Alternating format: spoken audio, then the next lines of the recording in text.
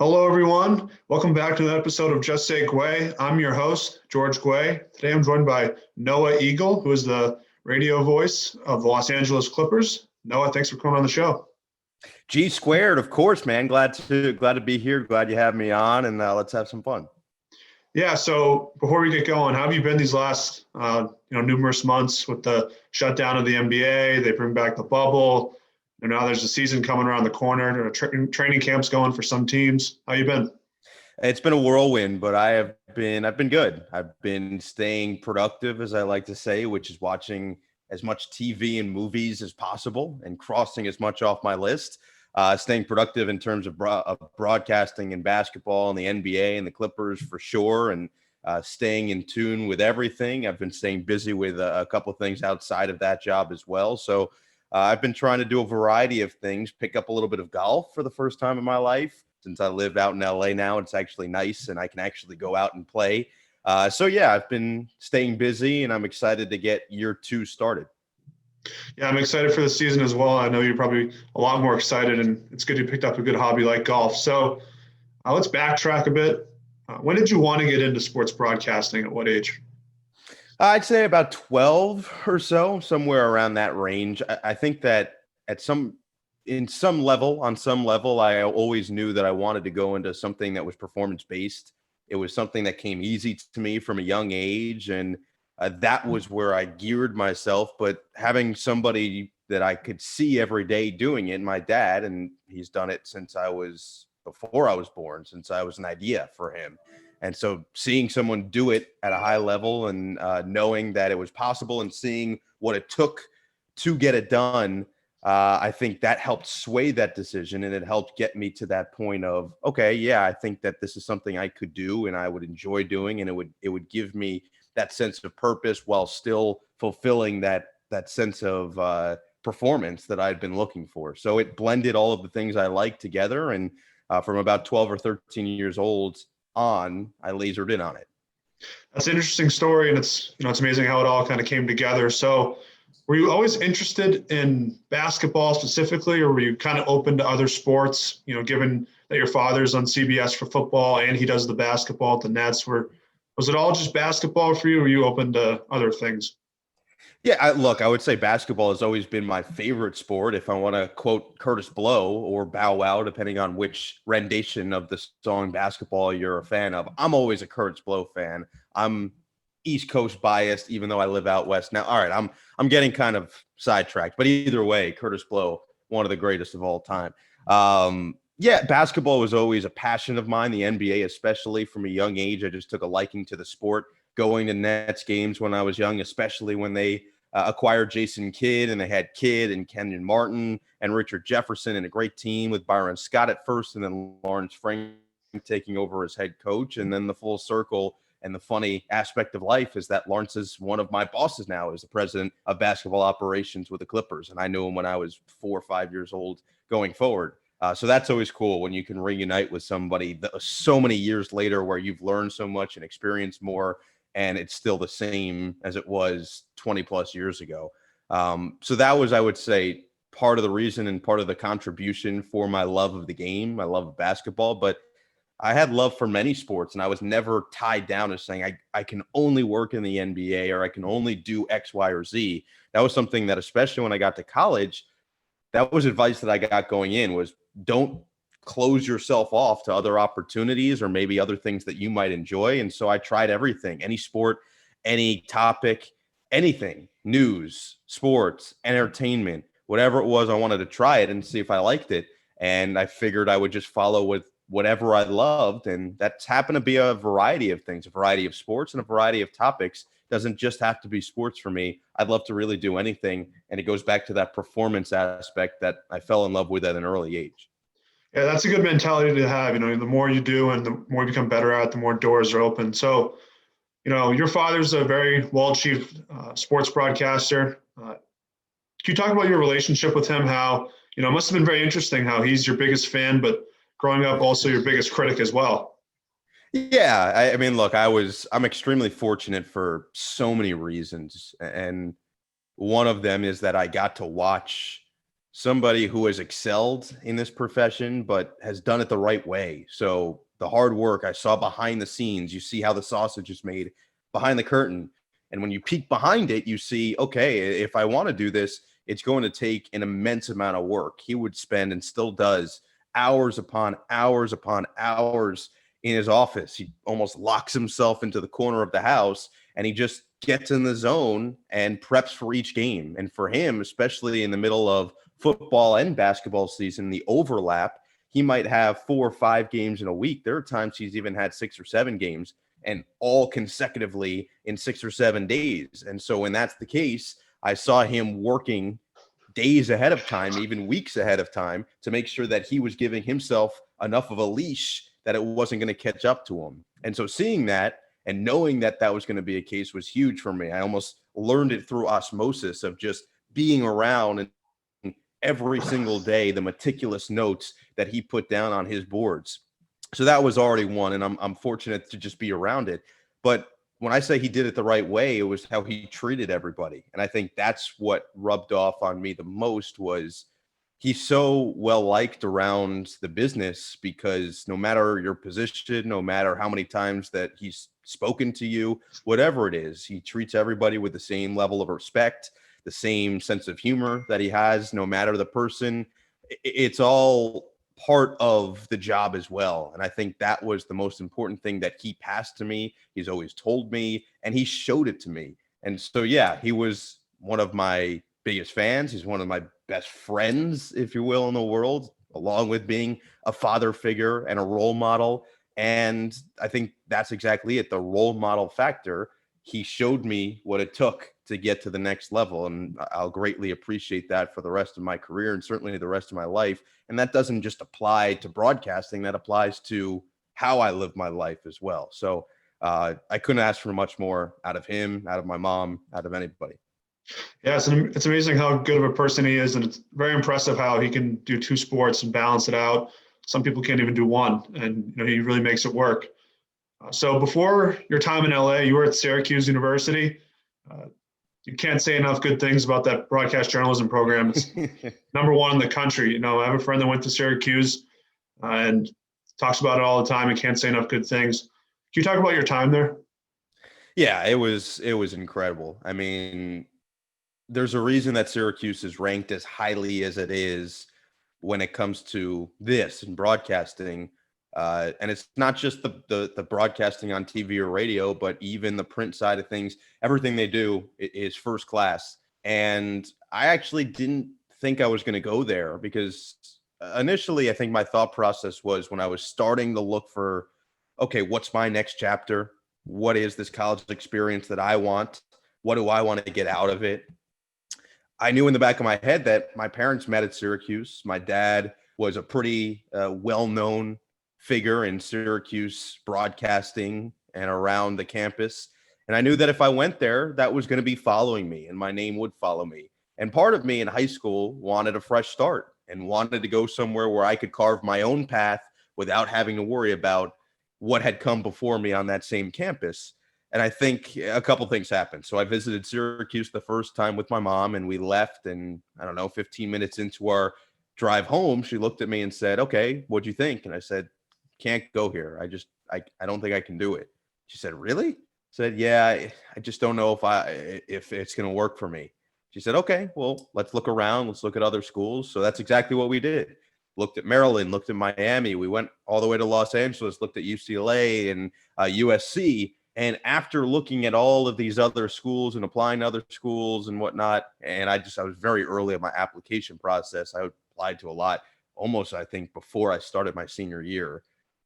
I don't know. I was following along with that lead that my dad had provided, getting ahead on the work, I guess. But I went back a second time the day classes started at Syracuse. So this was about a week or two before my senior year of high school.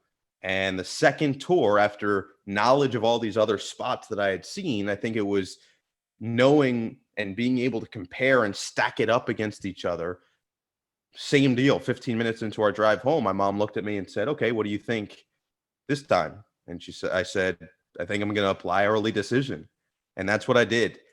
The difference was, after seeing the facilities, seeing the competition and things of that nature, and starting to actually put pictures to the words and the ideas, I realized that Syracuse had the most to offer me, and it made the most sense for me. And I think I also realized that no matter where I went, the name was going to follow me.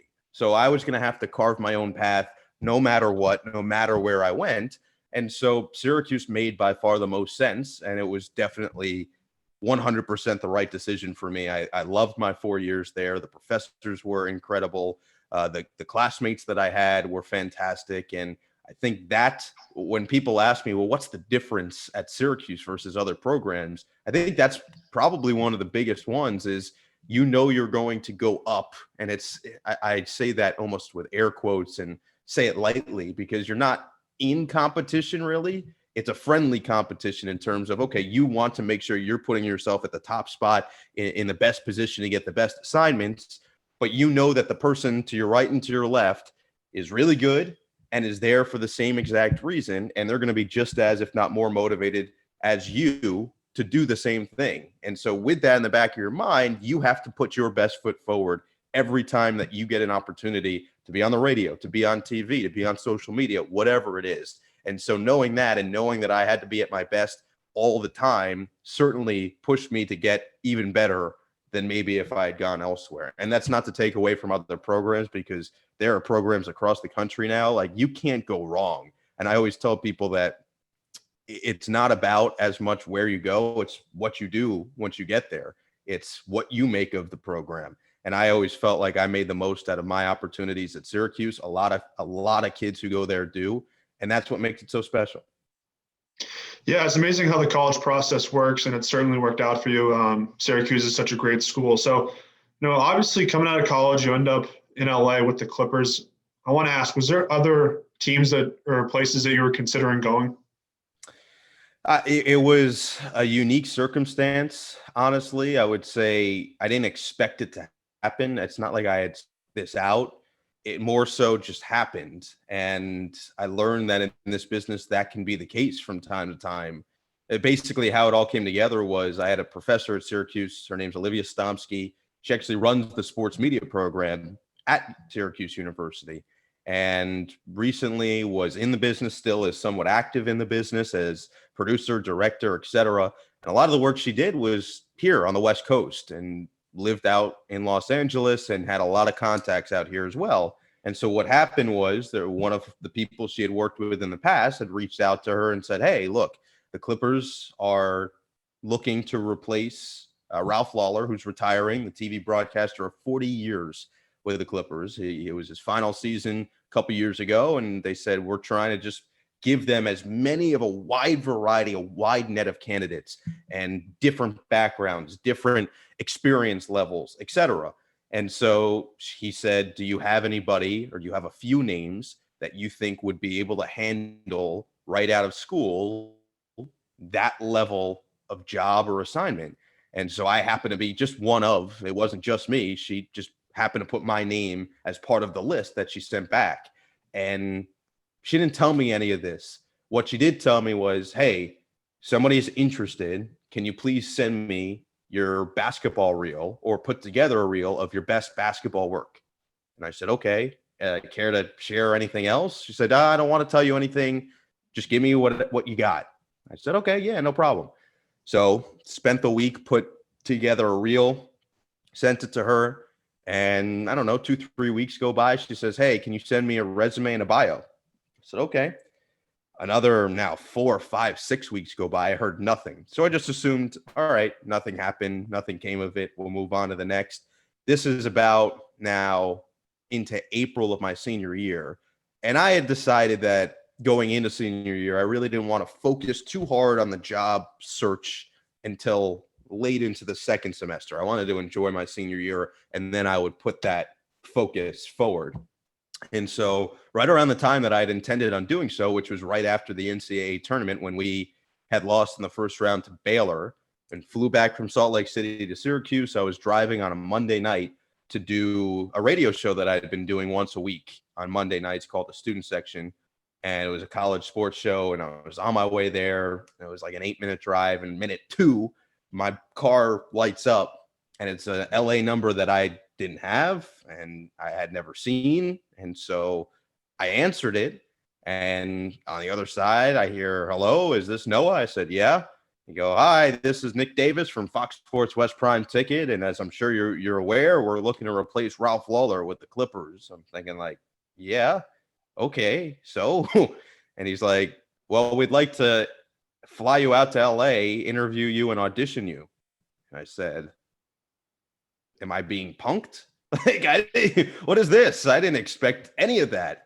And so he said, "No, we're serious." They ended up reaching out to my agent. They coordinated me flying out from Syracuse. I'm still in school. So I flew out to LA, did the interview, did the audition, took a red eye back to make it home for finals. And then I get another call from my agent saying, "Hey, well, Steve Ballmer, the owner of the team, wants to meet with you."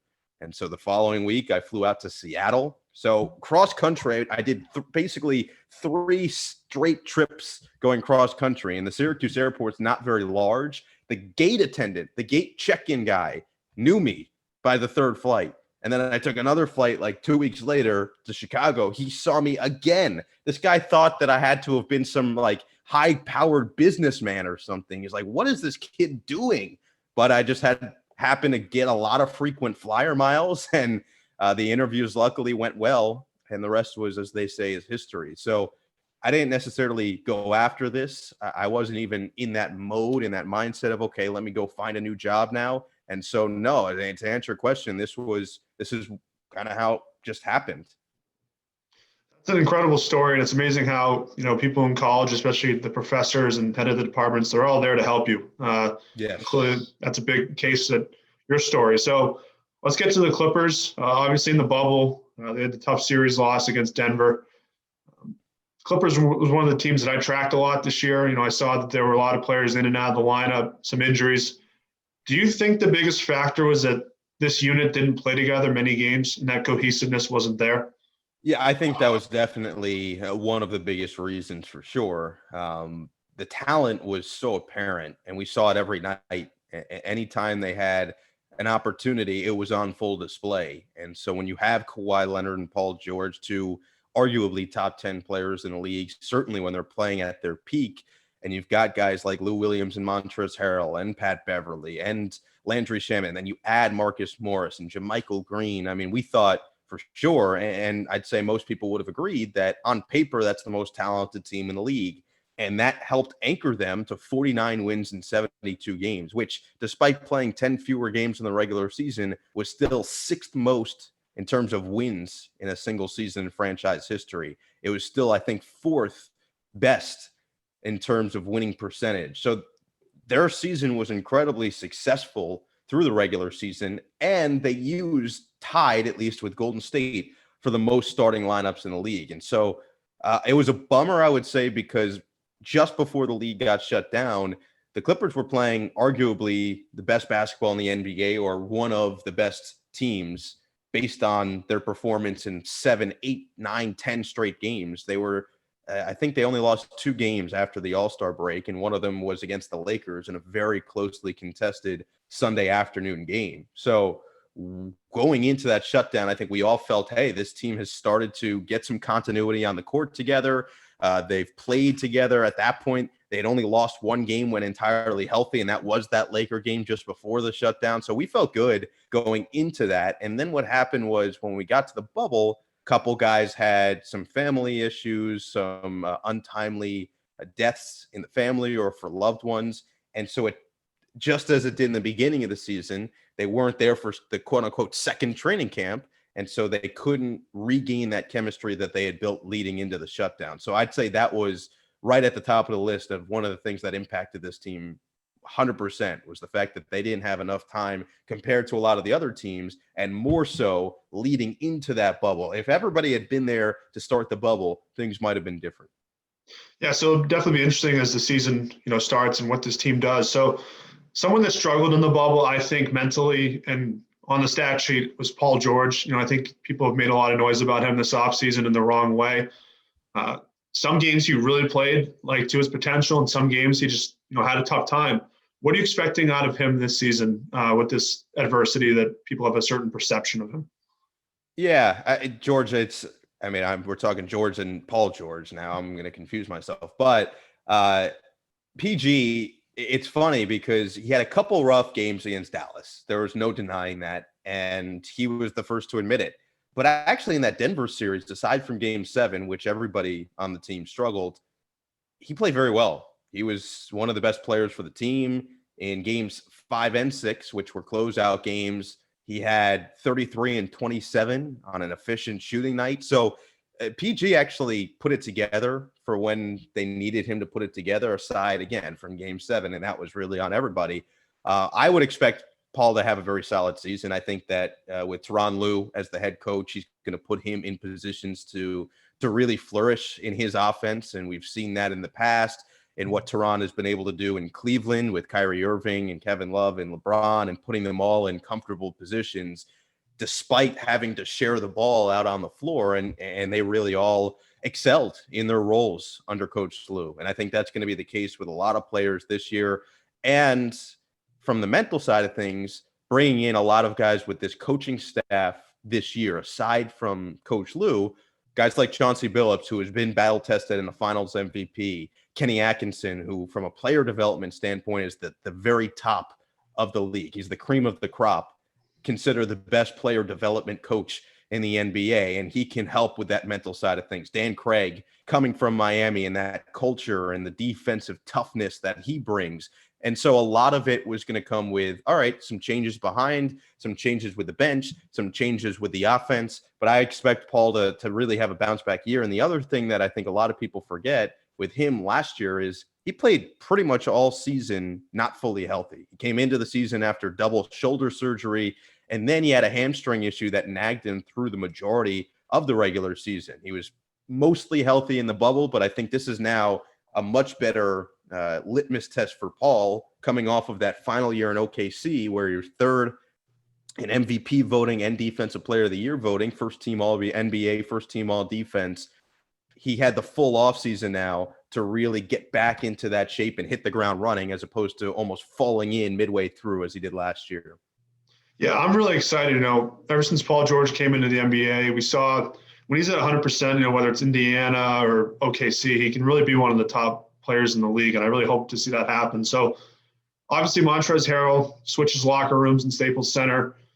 Luke Kennard comes to the Clippers. Nicholas Batum. You even get Serge Ibaka, another championship player who played with Kawhi. How excited are you about these new players on the team? I think Serge was an incredible addition, and somebody who can come off the bench. He's a legit 7 feet and shoot the ball from 3, protect the rim as well as anybody in the NBA. And as you mentioned, he's got the championship pedigree, and he's comfortable with Kawhi. So all of those things are going to help, and he's going to help bolster that bench unit. He does a lot of things that Trez didn't do, and Trez does things that Serge doesn't do. But I think that it was the perfect guy, if you were going to lose Trez the way that they did, the perfect guy to replace him with, because he does bring a little bit more in terms of playoff experience and in terms of what he can do in a playoff setting. So Serge, we're all really excited about. I think we're all really excited about Luke, because similar to PG, when he was healthy last year, he was great for Detroit. He averaged 16 points per game, did it efficiently, shot 40+% from 3. And so you bring him in as almost a replacement for Landry Shamet, who you traded away in that deal. And Landry was one of my favorite people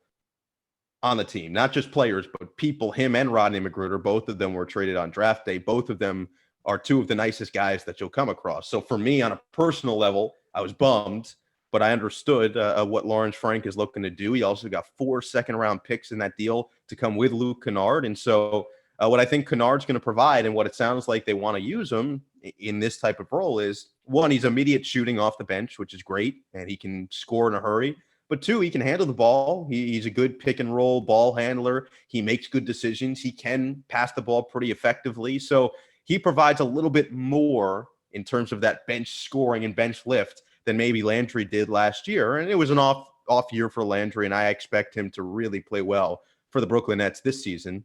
And then Nick Batum. That was a buyout situation, and a lot of contenders were interested in bringing Batum in. and he was intrigued by what the Clippers had to offer. The fact that he could play with Kawhi Leonard, and he has talked a lot about Kawhi and how people are poking the bear. He said there's somebody or a lot of people really around the league that have told him, you don't want to go against Kawhi Leonard in a revenge situation. And he said, look what happened in 2014 when the San Antonio Spurs came back and won. He was finals MVP. And then look back in 2019 after the 2018 season where people were trashing Kawhi for whatever reason with San Antonio. He goes to Toronto and proves everybody wrong. So I think Nick wanted to be a part of that as opposed to having to go up against it. And he's going to provide more floor spacing, defensive purposes, but he'll bolster that bench unit once again. Yeah, well, my whole favorite thing about this is when one LA team makes a move, it seems like the other makes a move the next day or even the next week. Like it started with AD, and then they got Kawhi and Paul George, and just, it's like Red Sox Yankees in my opinion. So yeah, it's been fun.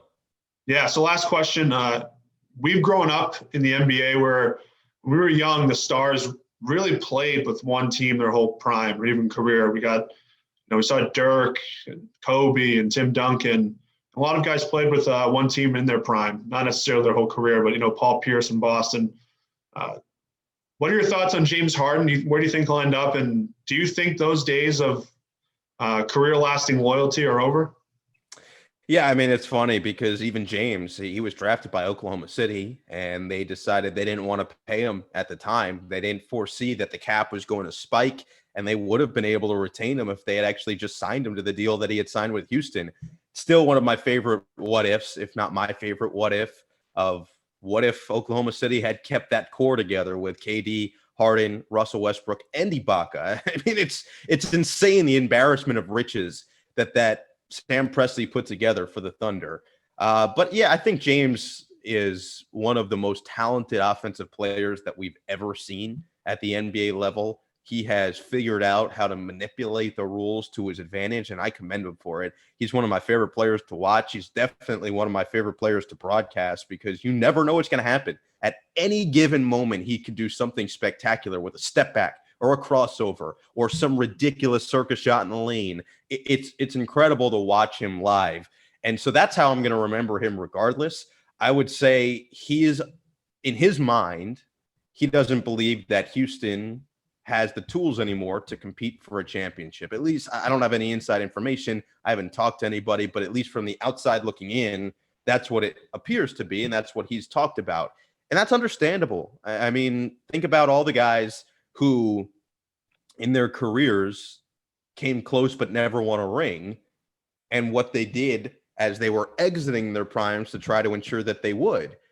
Patrick Ewing played, as you mentioned, sure, his prime with the Knicks, but eventually he moved on and tried to figure out, well, okay, Orlando wants me, this, that. Charles Barkley moved from team to team with Phoenix and then with Houston because he felt like they gave him the best chance to win. Karl Malone went to the Lakers because he thought it gave him the best chance to win. Gary Payton finally got one with the Heat after going to the Lakers because he felt like it gave him the best chance to win. Even Ray Allen, who already won one with Boston, decided to go to Miami because he could get a second one, and he felt that was the best path for him to do so. It's legacy defining. And for James Harden, if he doesn't win a title, there's an argument that could be made that he'll be the most talented player to never win a title. He's right up there with the Barkleys and the Ewings and all of those names that get mentioned as people, Steve Nash, who never won a title, and Harden would be right alongside them. So I think he's starting to feel that pressure as he's getting close to the back end of his prime of, okay, this has to happen soon for me or else it might never happen.